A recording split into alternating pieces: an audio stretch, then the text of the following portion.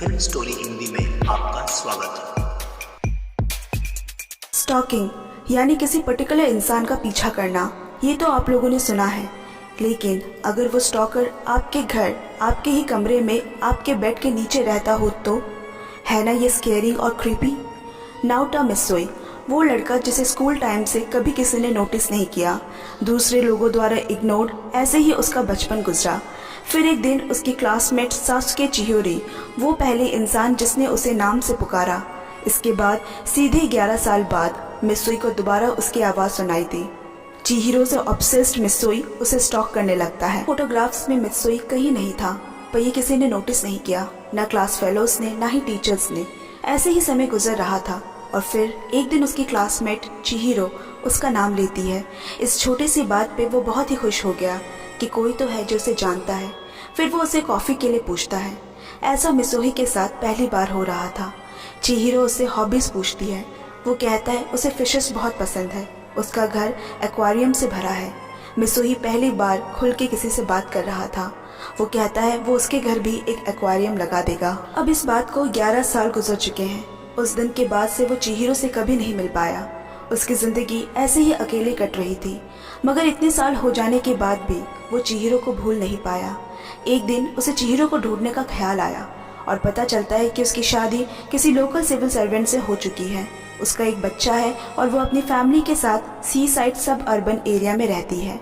Mitsui सोचता है कि एक बार उसे देखकर वो चला जाएगा। वो उसके घर के सामने खड़े होकर उसके एक बार देखने का इंतज़ार कर रहा होता है। कुछ समय बाद चिहिरो उसके सामने से गुजरती है, पर बगल में खड़े मित्सुई को नहीं पहचानती। जैसे उसने हंसते हुए चिहिरो को 11 साल पहले देखा था, वो उससे बिल्कुल ही अलग दिख रही थी, किसी बीमार दुबले इंसान के जैसे। उसे देखकर मित्सुई को बुरा लगता है और फिर वो इरादा कर लेता है कि उसकी ज़िंदगी में क्या चल रहा है वो जानकर रहेगा। वो अपने एक्वेरियम सप्लाई स्टोर की जॉब छोड़कर चिहिरो के घर के ठीक सामने एक नई एक्वेरियम शॉप खोलता है और उसी शॉप के फर्स्ट फ्लोर पे रहने लगा।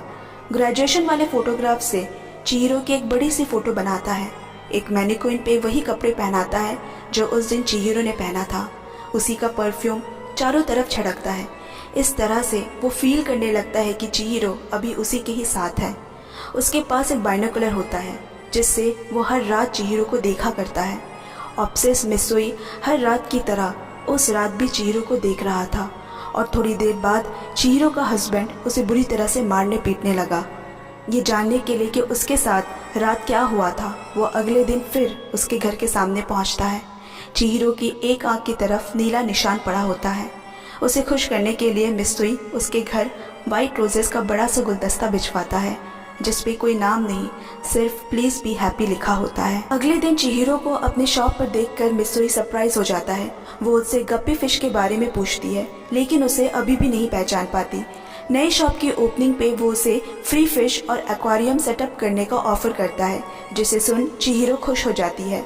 जब फिश टैंक सेटअप करने के लिए उसके घर जाता है, चुपके से वो घर की चाबी उठा लेता है और उसकी डुप्लीकेट चाबी बनवाकर जब वो बाहर जाती है तब असली चाबी उसके घर रख देता है और साथ ही एक लाइटर बेडरूम में रखता है। लेकिन वो कोई नॉर्मल लाइटर नहीं होता, उसमें उसने बग फिट किया होता है जिससे वो वहाँ हो रही सारी बातें को सुन सकेगा। पूरी रात उसे चिहिरो के हस्बैंड द्वारा किए वायलेंस और गाली ही बस सुनाई देता। उसका हस्बैंड ऑफिस का सारा फ्रस्ट्रेशन चिहिरो पे निकालता। अपनी मर्दांगी और कहीं नहीं दिखा सकता तो अपनी बीवी के ऊपर दिखाता है। मित्सुई उस रिकॉर्डिंग को बार बार सुनता है। जैसे उसके बस में होता तो वो उसके हस्बैंड को अभी मार दे। जब भी चिहिरो बाहर जाती वो उसके घर नकली चाबी से दाखिल होता, वहाँ रखी फिश टैंक को साफ करता, फिश को खाना देता और हफ्ते में एक बार लाइटर की बैटरी चेंज करता ताकि उसके हस्बैंड का ध्यान कभी लाइटर पे ना जाए और हर रात चिहिरो पे हो रहे अत्याचार को सुनता। एक बार मित्सुई चिहिरो की गैर हाजिरी में उसके घर में घुसा, उसके बेडरूम में गया, बेड के जिस तरफ वो सोती है उधर लेट गया और उसकी गर्माहट को अंदर ही अंदर महसूस करने लगा। इससे पता चलता है कि वो उसको लेकर कितना ऑब्सेस्ड है। जब वो घर से निकलने लगा उसे याद आता है कि चाबी ऊपर रूम में छूट गई है। जब तक वो चाबी लेकर नीचे आता है चिहिरो वापस आ जाती है, मगर किसी तरह वहाँ से निकल जाता है। अगले दिन चिहिरो को शॉप पे यूँ अचानक देखकर मित्सुई खुश हो जाता है। वो उसकी फेवरेट कॉफ़ी ऑफ़र करता है। चिहिरो मन ही मन खुश हो जाती है और फिश का खाना लेकर चली जाती है। अब मित्सुई एक पल के लिए भी चिहिरो को अकेला नहीं छोड़ सकता और उस रात ही उसके दिमाग में एक क्रीपी प्लान आता है। अगले दिन जब चिहिरो बाहर होती है, वो उसके बेड के नीचे छुपकर उसके आने का इंतज़ार करने लगता है। रात में जब उसका हस्बैंड दोबारा उसे टॉर्चर करता है, मारता है, बेड के नीचे पड़ा मित्सुई को बहुत ही दुख होता है। सुबह चिहिरो किचन में काम कर रही होती है और मित्सुई उसे ऊपर से देखता रहता है, पर उस दिन एक बहुत बड़ी गड़बड़ी हो गई। चिहिरो के हस्बैंड को वो नोट मिल गया जो मित्सुई हर हफ्ते फूलों के साथ भेजा करता था। वो नोट देखकर गुस्से में उसका हस्बैंड उसे इतना मारता है कि वो बेहोश हो गई।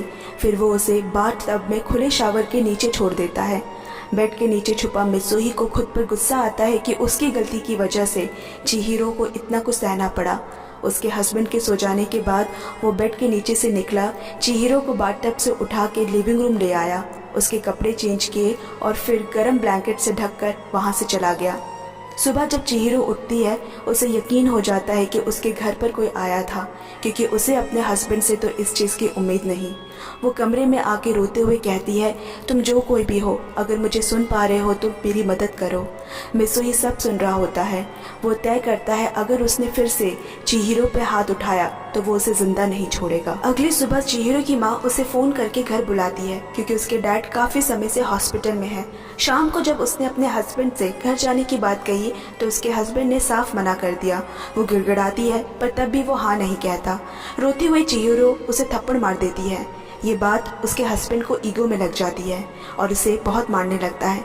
पर्दे के पीछे खड़ा मित्सुई की ये सब देखकर भी कुछ करने की हिम्मत नहीं हुई। वापस घर आके मित्सुई अपने आप को कुछ ना कर पाने के लिए बहुत कोसता है और खुद को जख्मी कर देता है। अगली सुबह मित्सुई खिड़की से देखता है चिहिरो अपने बच्चे को लेकर भाग रही है। मित्सुई उसकी गाड़ी का भागते हुए पीछा करने की कोशिश करता है। चिहिरो एक होटल में जाकर ठहरती है और उसके हाथ में वही लाइटर होता है जिसके अंदर उसे वही डिवाइस मिलता है।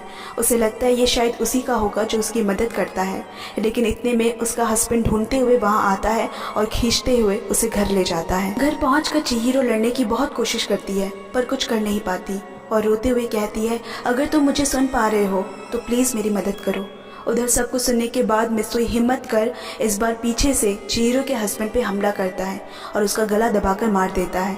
चिहिरो उसे देखकर एकदम चौंक जाती है कि जो उसकी मदद कर रहा था वो तो वही फिश शॉप वाला आदमी है, पर अभी भी चिहिरो उसे पहचान नहीं पाई। मित्सुई पुलिस स्टेशन जाके अपना जुर्म कबूल करता है, क्योंकि वो चिहिरो और उसके बच्चे को किसी मुश्किल में नहीं डालना चाहता था। यहाँ चिहिरो दौड़ते हुए वहाँ पहुँची और उसने मित्सुई कहकर पुकारा। आखिर में उसे याद आ ही गया 11 साल पहले उसका क्लासमेट मित्सुई। मित्सुई पीछे मुड़कर मुस्कुराते हुए मन में कहता है, मैं उसे याद हूँ, और यही मूवी खत्म हो जाती है।